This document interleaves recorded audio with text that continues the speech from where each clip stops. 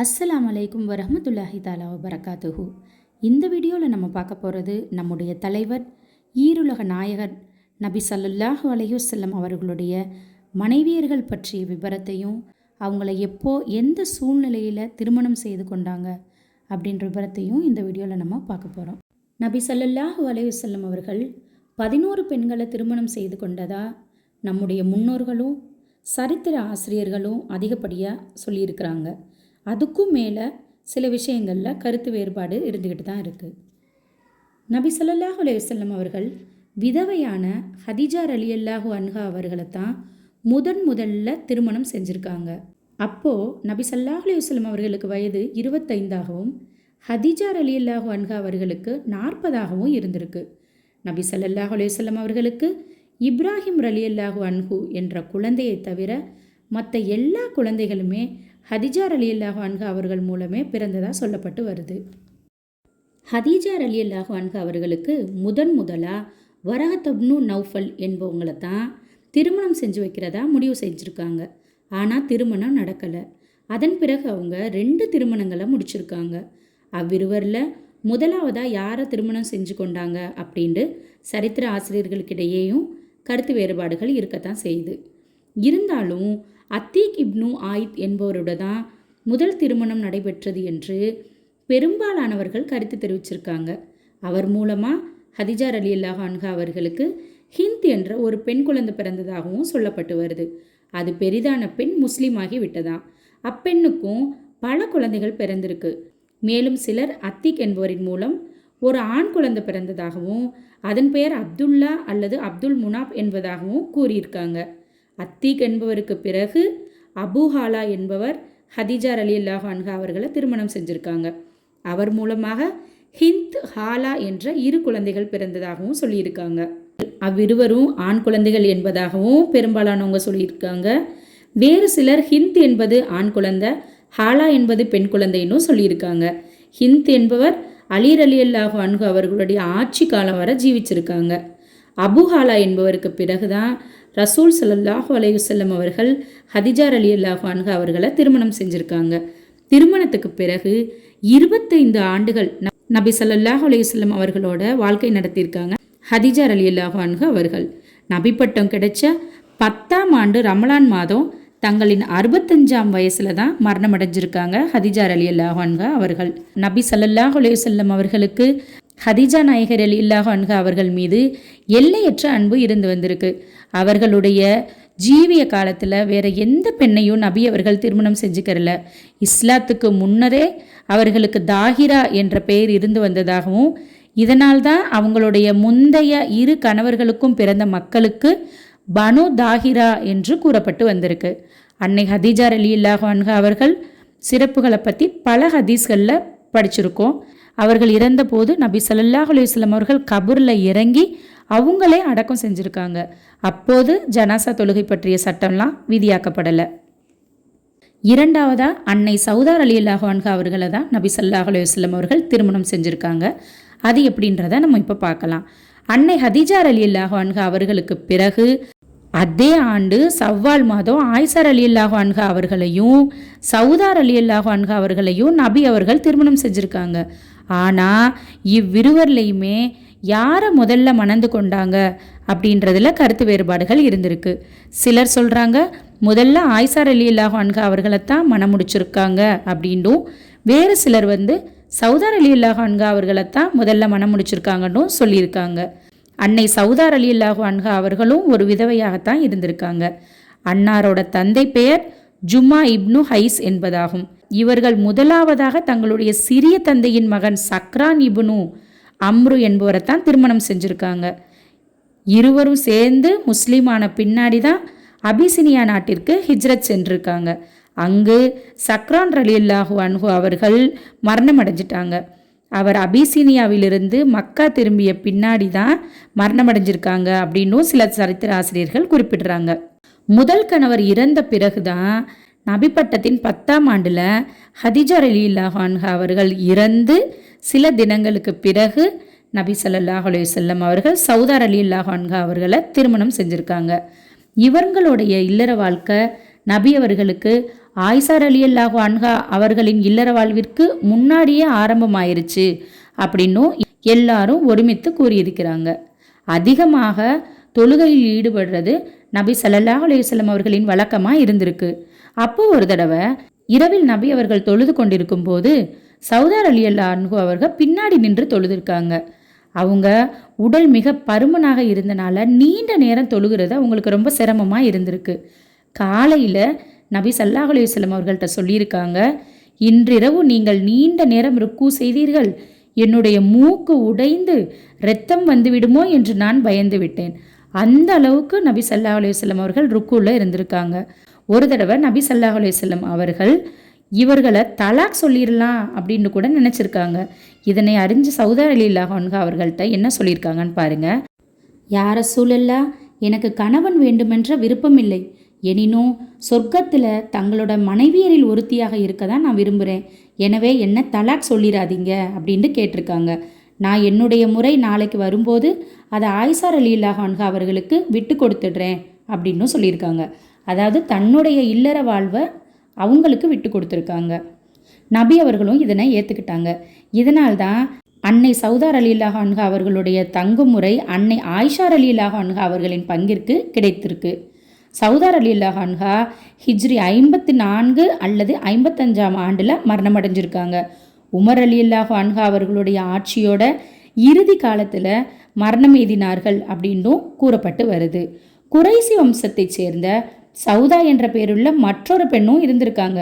நபி ஸல்லல்லாஹு அலைஹி வஸல்லம் அவர்களுக்கு அவங்களையும் மனம் முடிக்கணும் அப்படின்ற ஆசை இருந்திருக்கு. அப்போது அந்த அம்மையார் என்ன சொல்லியிருக்காங்கன்னு பாருங்க. யா ரசூலல்லாஹ், இவ்வுலகில் உள்ள அனைத்து பொருட்களை விடவும் தாங்கள் தான் எனக்கு விருப்பமானவர்கள். ஆனால் எனக்கு 5-6 குழந்தைகள் இருக்கின்றனர். அவர்கள் தங்களை சுற்றி கொண்டு தங்களுக்கு சிரமம் கொடுப்பதை நான் விரும்பவில்லை அப்படின்னு சொல்லியிருக்காங்க.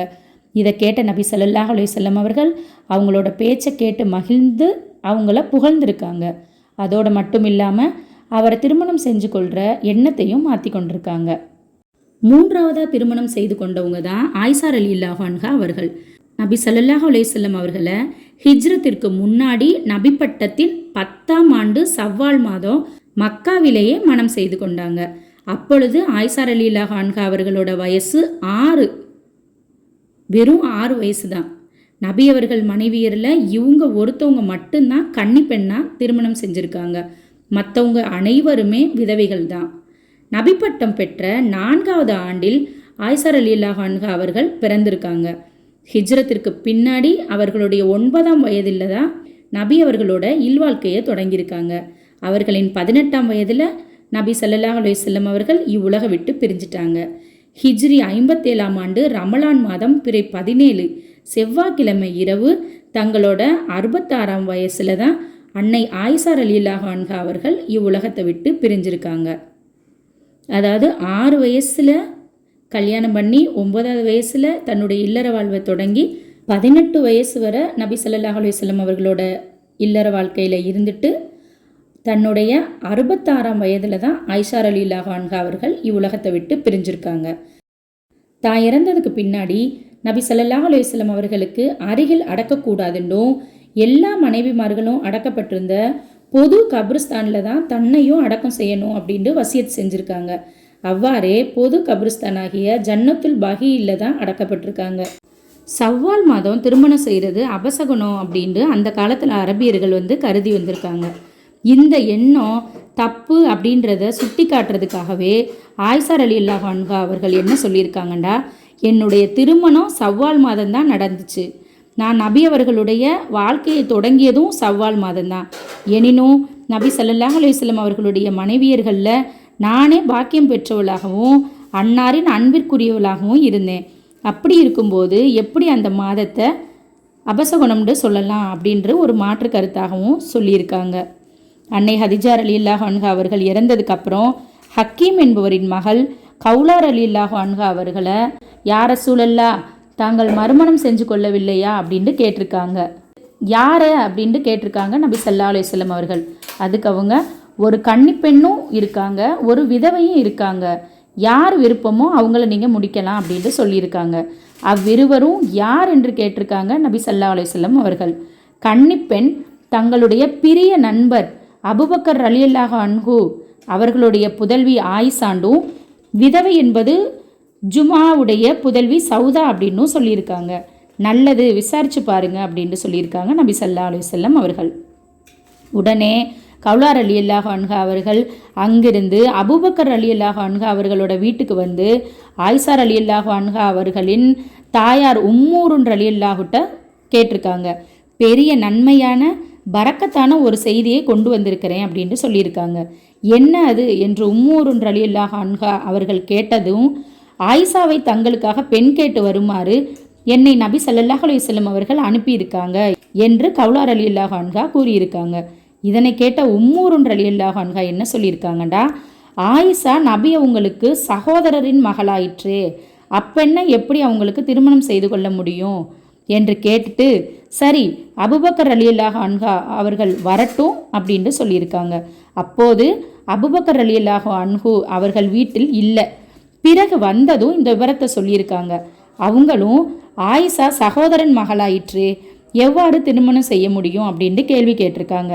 அதனை ஹவுலா ரலியல்லாஹு அன்ஹா அவர்கள் நபி ஸல்லல்லாஹு அலைஹி வஸல்லம் அவர்கள்ட்ட போய் சொல்லியிருக்காங்க. அப்போது அபூபக்கர் ரலியல்லாஹு அன்ஹா அவர்கள் எனக்கு இஸ்லாமிய சகோதரர் தான், உடன் பிறந்த சகோதரர் அல்ல, எனவே அவருடைய மகளை நான் திருமணம் செய்வது கூடும் அப்படின்ட்டு பதில் சொல்லியிருக்காங்க. ஹவுலா ரலியல்லாஹு அன்ஹா அவர்கள் இந்த பதிலை அபூபக்கர் ரலியல்லாஹு அன்ஹா அவர்கள்ட்ட தெரிவிச்சிருக்காங்க. பிறகு அங்கே என்ன தாமதம் இருக்க முடியும், நபி அவங்க உடனே அழைச்சி வரப்பட்டு நபி ஸல்லல்லாஹு அலைஹி வஸல்லம் அவர்களுக்கும் அன்னை ஆயிஷா ரலியல்லாஹு அன்ஹு அவர்களுக்கும் திருமணம் நடக்கப்பட்டிருக்கு. ஹிஜ்ரத்துக்கு பிறகு சில மாதங்கள் கழித்து அபூபக்கர் ரலியல்லாஹு அன்ஹு அவர்கள் நபி ஸல்லல்லாஹு அலைஹி வஸல்லம் அவர்கள்ட்ட தாங்கள் தங்களுடைய மனைவி ஆயிஷாவை ஏன் அழைத்து கொள்ளவில்லை அப்படின்ட்டு கேட்டிருக்காங்க. அதற்குரிய பொருள்களை தயார் செய்வதற்குரிய வசதி என்கிட்ட இல்லைன்னு சொல்லியிருக்காங்க நபி ஸல்லல்லாஹு அலைஹி வஸல்லம் அவர்கள். ஹஜ்ரத் அபூபக்கர் ரலியல்லாஹு அன்ஹு அவர்கள் தாங்களே சில பொருட்களை நபி அவர்களுக்கு கொடுத்துருக்காங்க. பிறகு ஹிஜ்ரி 1ஆம் ஆண்டு அல்லது 2ஆம் ஆண்டு சவ்வால் மாதம் ஒரு நாள் முற்பகல் வேளையில் பெண்ணனுப்பு நிகழ்ச்சி அபூபக்கர் ரலியல்லாஹு அன்ஹு அவர்களோட இல்லத்திலேயே நடந்தேறி முடிஞ்சிருக்கு. 3 திருமணங்களும் ஹிஜ்ரத்திற்கு முன்னாடி நடந்தவையாகும்.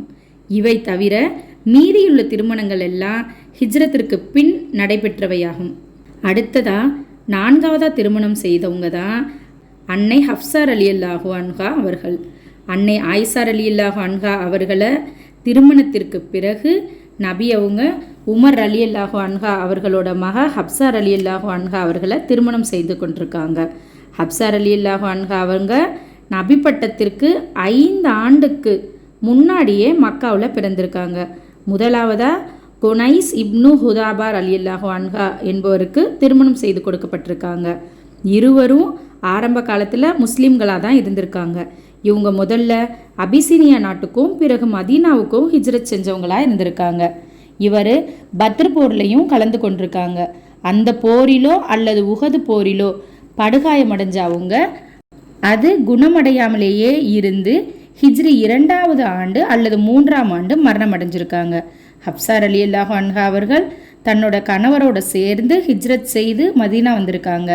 கணவர் இறந்து விதவையான பின்னாடி அவர்களோட தந்தை உமர் ரலியல்லாஹு அன்ஹு அவர்கள் அபூபக்கர் ரலியல்லாஹு அன்ஹா அவர்கள்ட்ட போய் நான் என் மகள் ஹப்ஸாவை தங்களுக்கு திருமணம் செய்து வைக்க விரும்புகிறேன் அப்படின்ட்டு சொல்லியிருக்காங்க.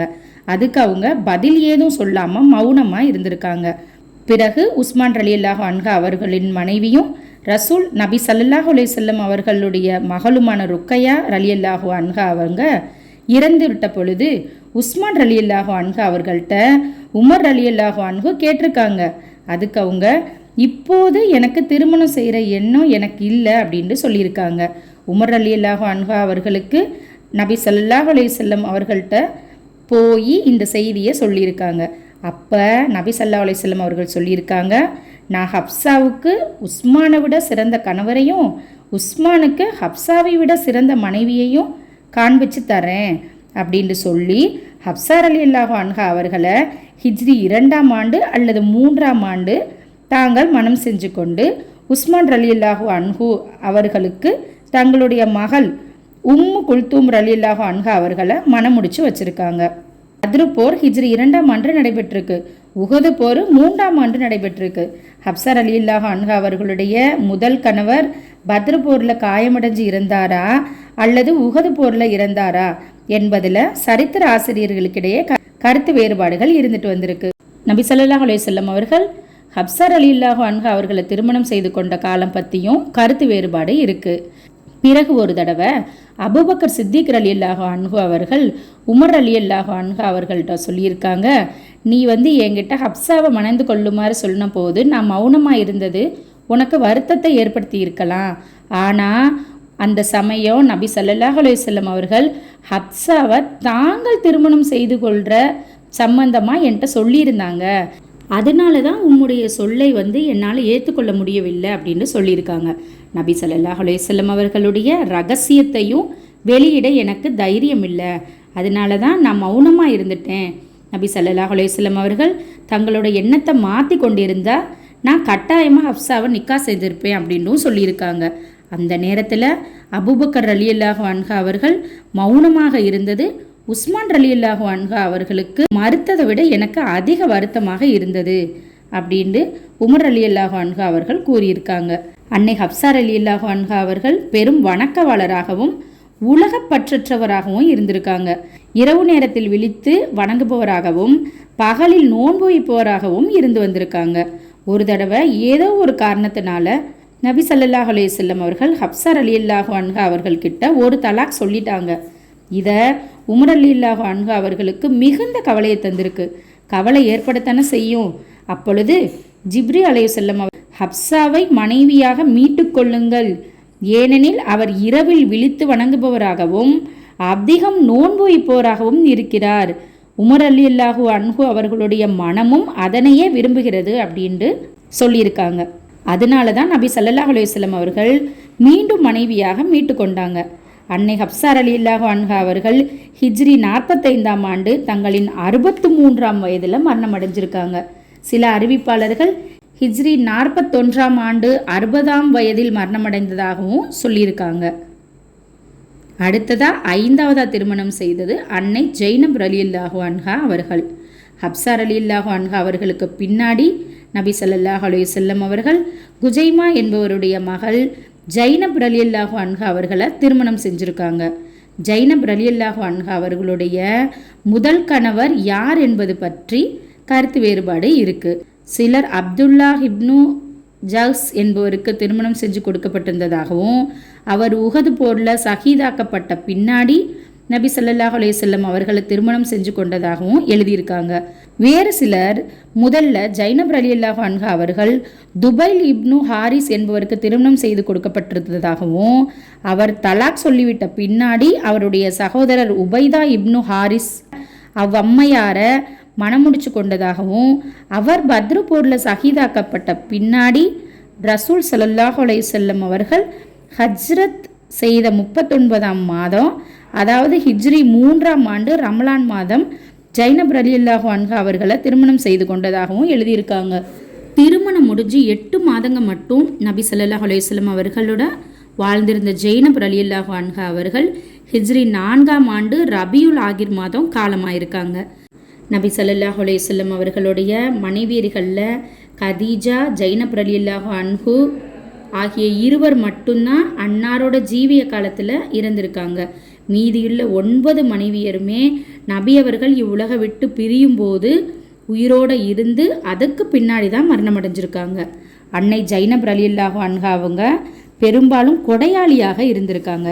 இதனால் தான் இஸ்லாத்திற்கு முன்னமே அவர்களுக்கு உம்முல் மசாஹின், ஏழை எளியோரின் தாய் என்பதாக கூறப்பட்டு வந்திருக்கு.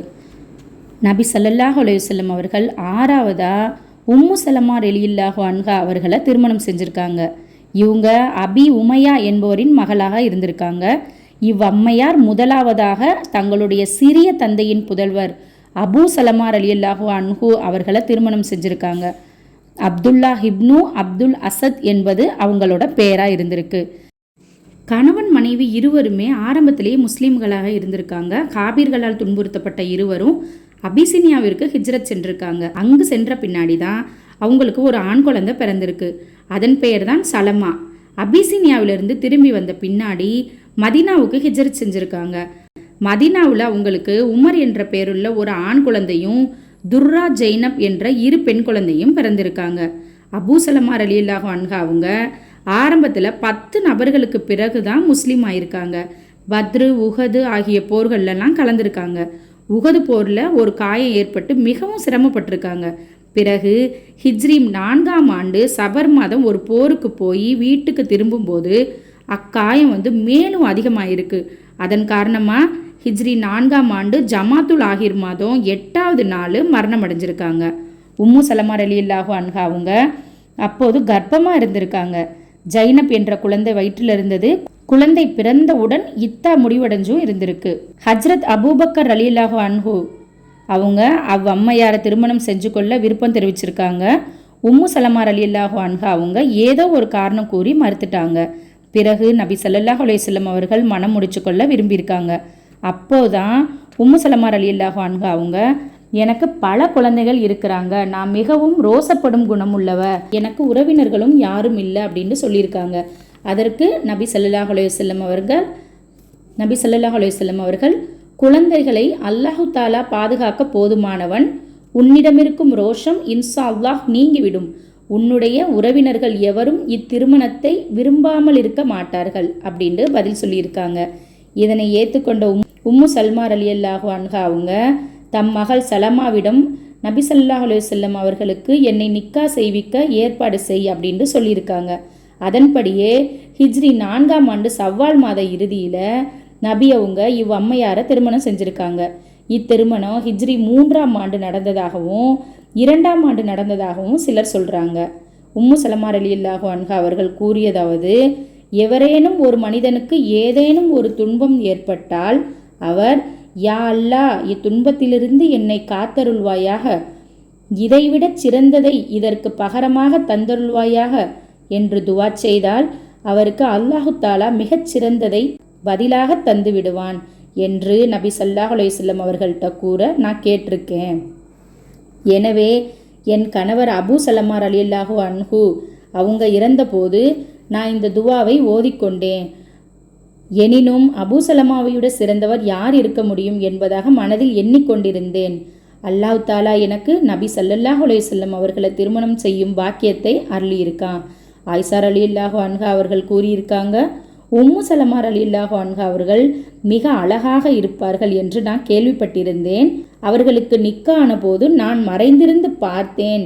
நான் கேள்விப்பட்டதை விட மிக அழகாக அவர்கள் இருக்க கண்டேன்.